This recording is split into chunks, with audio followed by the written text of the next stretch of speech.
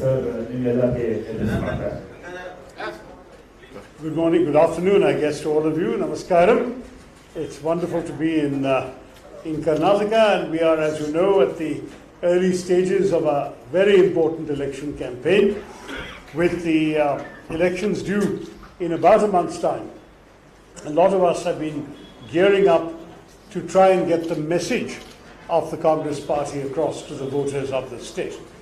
I have yesterday addressed a large gathering of first-time voters. I was both interested and concerned to see how the youth of the state are facing the elections, what their concerns are about the accountability of politicians once the election is over, right down to some concern about whether taxpayers' money is being well spent for the services that the state government should be providing, and they certainly seem to have doubts about that. All of this was very interesting. This morning, I had a meeting with a whole collection of teachers, and the teachers' own concerns about the new education policy and the way in which education should be implemented in the state are also very important for us to hear. Today I'm with you. I'm going to carry on with some more campaign events later. Abhishek Dutt, our AICC Secretary, has some plans for me today and tomorrow. I'm also campaigning for Krishna Baila Gowda, a good friend, and I campaigned for him 5 years ago as well, with good results. I'm looking forward to the same here. I would say that our message is very simple. We have seen, unfortunately, over 4 years now of rather bad governance in the state of Karnataka. And when there is bad governance and there is nothing to see, the people inevitably wonder what they need the government for. There are essential needs of the people that are not being met, and the Congress party has already come out with a number of very specific pledges to fulfill those needs. Whether it is ensuring that unemployed graduates and unemployed diploma holders should get some support from the state so they can live with self-respect while they search for jobs, whether it is giving honor to the Grihalakshmis, the homemakers of our states, so that they can again have some compensation for their unpaid labor to keep our society strong and together, whether it is pledging to improve the infrastructure of Bangalore, which used to be the pride of Karnataka and of India, but which is now becoming an embarrassment, with, as you know, the World Global Livability Index, which used to rank Bangalore as the most livable city in India, now ranks it as the least livable city of all the cities in the world that they rank. Similarly, the TomTom Traffic Index says that we are the most congested city in Bangalore of all the cities. And Janagraha says that urban governance is worst in Bangalore. So you're looking at objective, non-political indices, and they're all showing a lack of seriousness when it comes to urban governance. So whether it's state level governance, whether it's urban level governance, we feel that there are serious deficiencies that a Congress government is ready and prepared to tackle. I think the people in the state are tired of 40% commission. What they want is 100% commitment, and that's what we will give. 100% commitment to the well-being of the people of Karnataka. And I, with those words, will stop and take your questions. I think my colleagues here are very well acquainted with the problems and issues of the state, and I'm sure that they will be here in a position to answer any additional issues as well. But I'm here to take your questions. Floor is yours.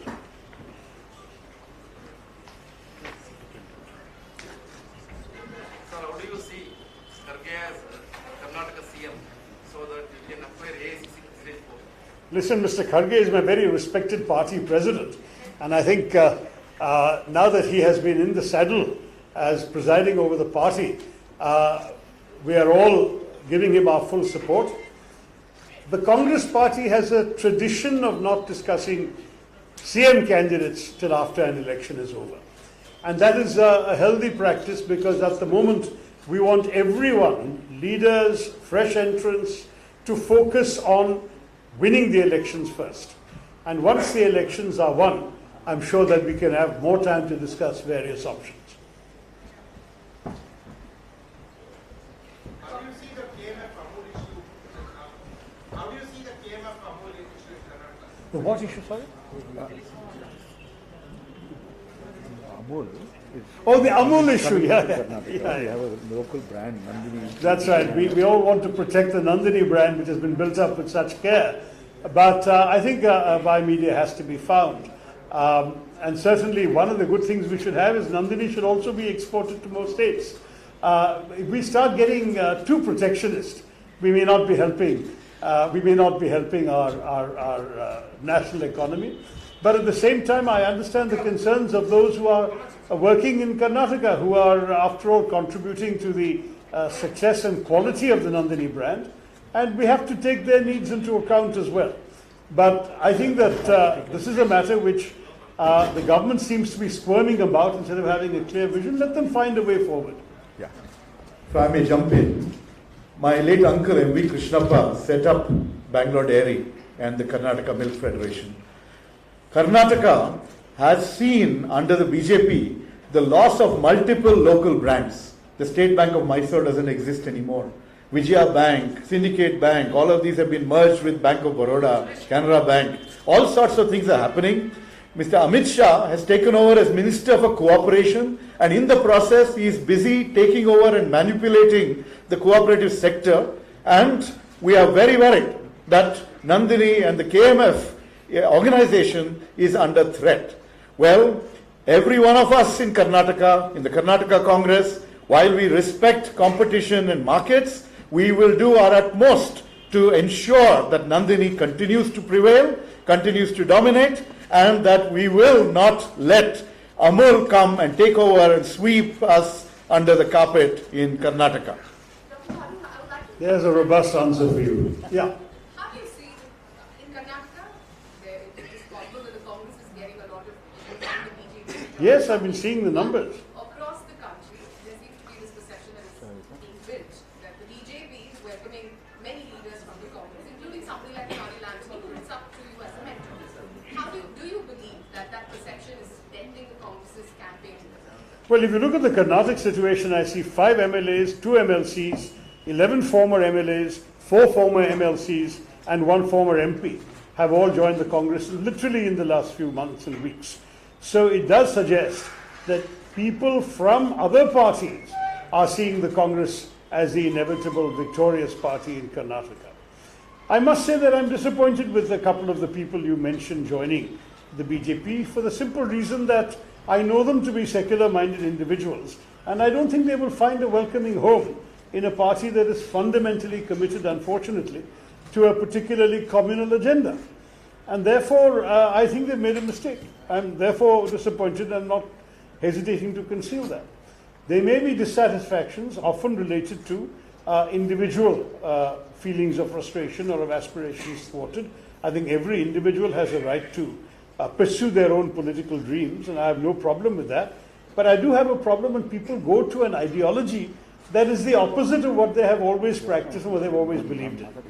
You know, I'm not saying that no one has a right to leave a party, to change their mind. As I said, we have welcomed many in Karnataka recently.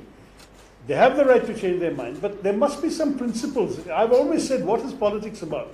Politics is about a vision of a better society. We are working for our idea of a better India, and that means we have certain principles, certain values that we stand by. Now, we can take our commitments to another party that shares the same values and principles. But how can we go to a party that has the opposite set of values and principles? That I find difficult to understand, and that's where my disappointment with some of the people you mentioned who have gone to the dark side, as one might say, is I think that I think they will sadly have to repent their choices as they see how they are treated in their new home. They will not be treated as they are perhaps expecting to be. Does that impact your campaign in Karnataka? Do you believe it does? So I think in Karnataka, every indication we are getting is that people are looking with great hope and optimism towards the Congress. I've only been here 2 days and talked to voters, but there's quite a cross-section of people, from people at a place like the Bangalore Club to the first-time voters I met yesterday, to the teachers, very often from rather modest schools that I spoke to this morning, I get the sentiment. Is there a crisis going on here? I get the sentiment that people are interested very much in seeing the Congress offer a respectable alternative to the misgovernance that they've endured in the last 4 years.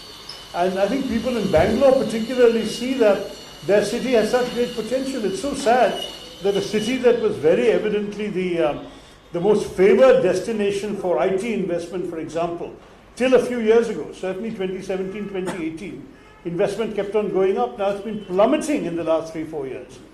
And investments are coming, but they're going to other cities. Why is that? It's again a reflection of urban governance or misgovernance by those who are in power in this state. So I will say to all of you that the need for change could not be more palpable. And I think cutting across the cross-section of society, we are expecting to see a very good result in this election. So what's your prediction? Because Pawar said Karnataka is very hopeful state for Congress party. Yeah. I think Karnataka is a very hopeful state. I think personally, it's not my job to come up with numbers. I know one or two of my senior colleagues here have mentioned numbers. I think you can quote their numbers. For me, what is important is that we get across the majority mark. Because sadly, we have seen in the past that the BJP, with their rather disgraceful Operation Kamala and their Operation Lotus in other states, have subverted the popular mandate. And that should not be allowed to happen again. So my request to the people of Karnataka is, give us a clear majority so that we can stop in advance the machinations of those who want to try and play that kind of game as they did last time. Yeah. So the Congress party has released its second list recently, Yeah. and a section of the Muslim community is, quite upset with the Congress party because they say that the Congress party has used them and in the name of secularism hasn't given them adequate representation. I think there's still some tickets to be issued, so let's wait and see how it all works out. My own view is that the Congress party sees itself as a natural home for Muslim politicians, Muslim voters, the same for Christians, the same for other minorities, because we don't discriminate amongst communities. What we are seeing, sadly, for the first time in the history of independent India, is a ruling party at the center that doesn't have a single Muslim MLA, a single Muslim MP anywhere in the country, and neither House of Parliament. That is an unprecedented and somewhat shame-making record, because we've always been proud of the fact that whoever ruled this country, the diversity of this country was sought to be represented in the government. That is sadly no longer the case. We have today a government without anybody in the ruling party from that community. By contrast, if you look at the representation of minorities in the Congress list, we may have a modest number of MPs, but everyone is represented. And that's the spirit in which we intend to approach the challenges in Karnataka and in other states. Sir, okay, Congress party can capitalize on Rahul Gandhi's disqualification issue since he's attending. Well, there's a lot of public sympathy about this, and many people feel this disqualification was completely unfair, that to give him the maximum permissible sentence for a rather trivial offense, and then to ensure that sentence is the minimum required for disqualification. And then the disqualification, as you know, under the Supreme Court ruling, is 2 years plus a further 6. That would be very unjust. I've often asked a number of voters who are not Congress voters. I've said, put aside whether you want to vote for Congress or not, put aside whether you like Rahul Gandhi or not. In any democracy, do you want a situation where the principal leader of the major opposition party is silenced for 8 years, who is not able to raise his voice in Parliament for 8 years, is going to be imprisoned for 2? Is that good for democracy, just objectively? And I must say, even some BJP voters have said to me, it's not fair, it's bad for democracy. So the public sympathy is widely there, and we have conducted protests in every district of the country when that decision came out. We are appealing, and we are hoping that the judicial process will correct it. So, if not, definitely this is going to be made an issue, because it is being seen by many in the public as an unfair attempt to silence a voice of the opposition, a major voice of the opposition. Report back even in Karnataka elections. I think even in the Karnataka election, this issue is a live one. Look, we understand that in a state election, there will be state issues first and foremost. And we are going to raise the state issues first and foremost. But some national issues are bound to come up because Karnataka is a politically aware state. Especially in the urban areas, there is a lot of consciousness of national issues. Whether it's issues of crony capitalism that Rahul Gandhi has been raising, whether it is Rahul Gandhi's own disqualification, whether it is issues of national security, including what the Chinese are doing at our borders. As you know, a few soldiers from Karnataka are serving in dangerous conditions along the border with China. So every Kannadiga is also concerned about national security. All of these issues cannot be excluded, but our focus now is on Karnataka. And though we will mention other issues, right now we are trying to give Karnataka a better government and a more effective government to solve the problems of the people of the state. Little louder. The biggest ticket suspense right now is Siddaramaiah. So will he be given the ticket from Kolar? Well, that's exactly the kind of question I'm in no position to answer. I think we'll have to wait and see what the decision is from the party. A decision has to be made, but it will be made after due consultations. You want it very quickly, but we have to wait and see when the party can do it for you. Yes, I gather he's going for the Tiger project, right? Well, I'm glad that he's preserving tigers. We'd like him to preserve the well-being of Kannadigas also. But we are all in favor of pride tigers, so no negative words on that.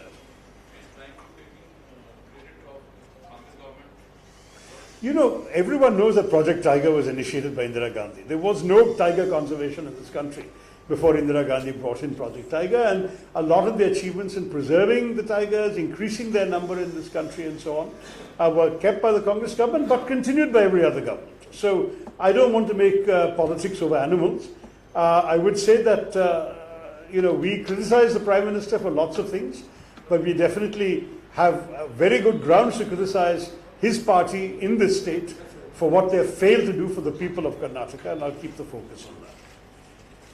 So, if you get a mandate, do you expect a clash between D.K. Shivakumar and Siddaramaiah? Look, I think both of them have spoken very clearly about the fact that they are united in fighting this election.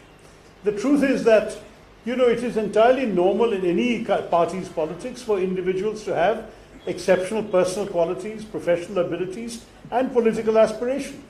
So let's not be surprised that these things exist. But at the end of the day, whenever Congress has won an election, Congress has formed a government, one person has become chief minister, and the world has moved on. And I can tell you that at some point, this will happen here also. Let us now focus on the fact that a united party is fighting in the election unitedly. And we are all here to support a very strong Congress performance. You will find everyone coming. You will certainly see Rahul Gandhi coming. You will see leaders from across our country from the Congress party coming to show their support here, because we really believe very passionately that this is a winnable election, and what is more, it's in the interest of the people of Karnataka that this misgovernance be ended. Mr. Tharoor, in view of 2024 election, how is Congress going to take on board the opposition parties? We have seen many opposition parties just leaving the Congress, but Mamata Banerjee, KCR, Jagan Reddy, how are you going to take them on board? Now look, it's very clear that one of the interesting sidelights and the side benefits of the BJP's overreach, or the government's gloating over Rahul Gandhi's disqualification, is that they have provoked a remarkable degree of opposition unity.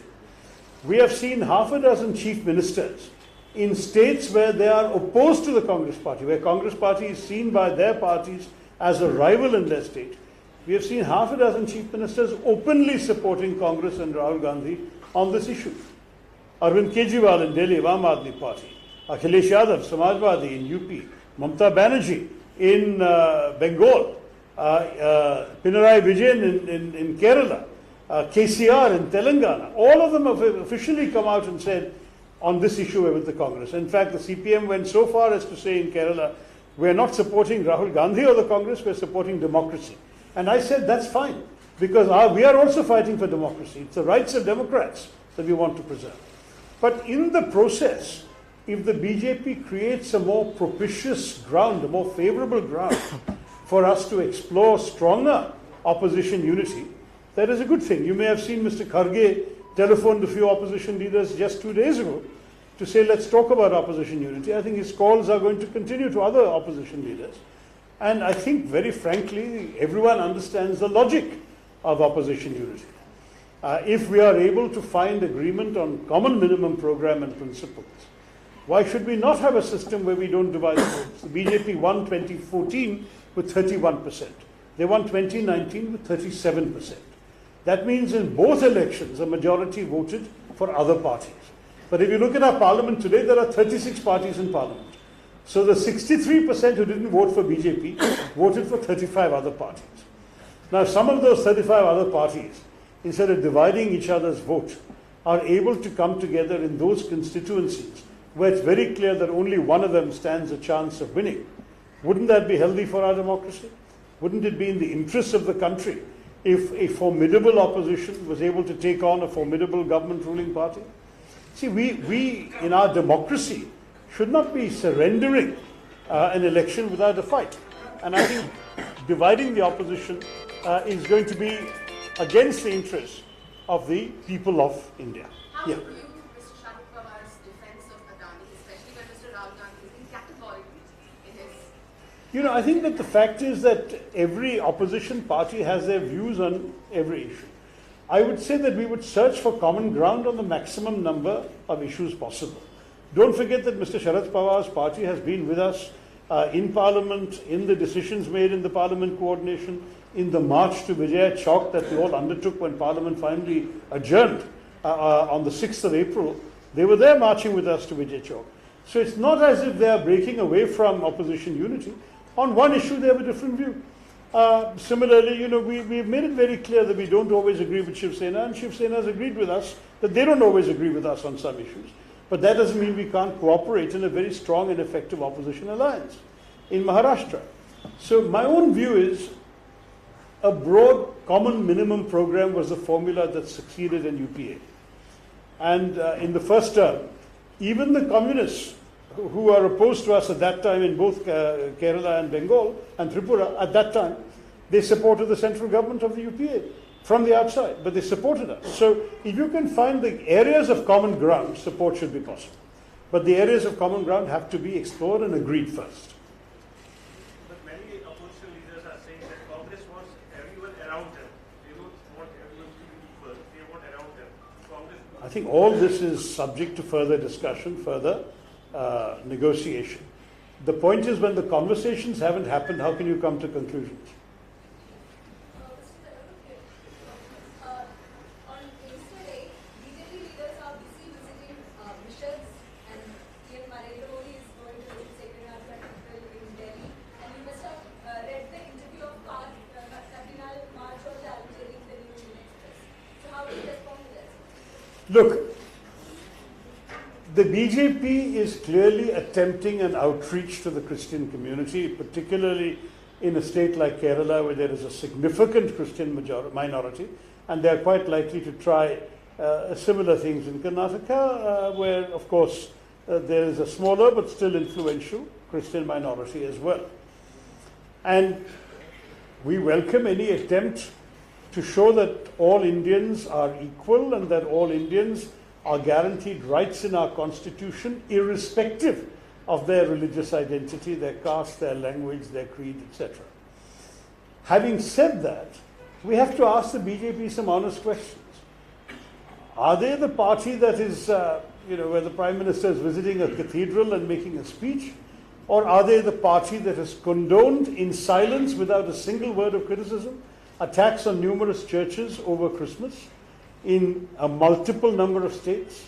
Are they the party that lent tacit support to an appeal by a Sangh Parivar outfit that all Christian Adivasi should be denied scheduled tribe status?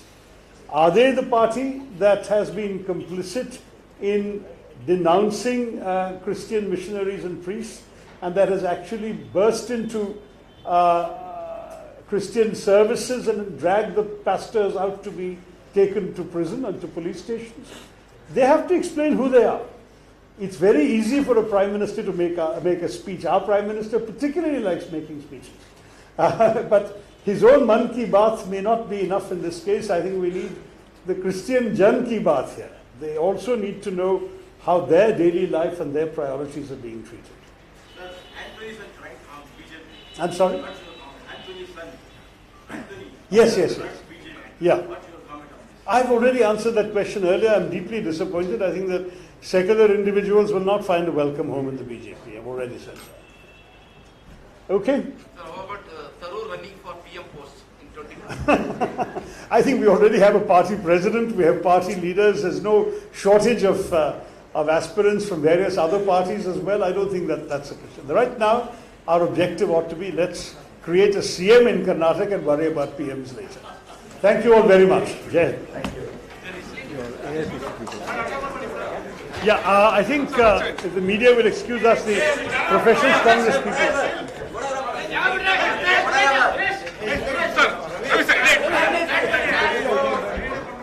Sorry, I don't know.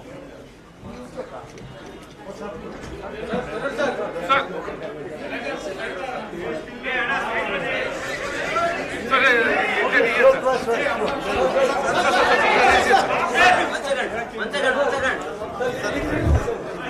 One second, sir.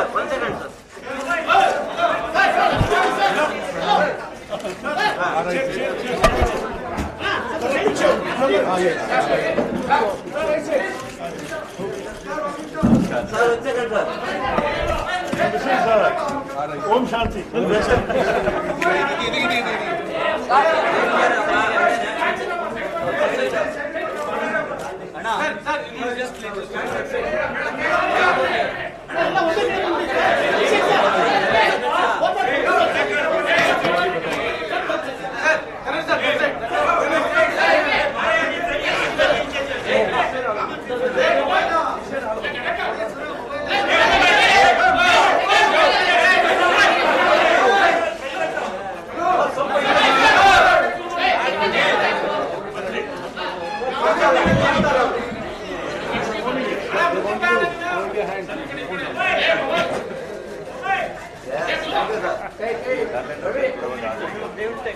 They want to.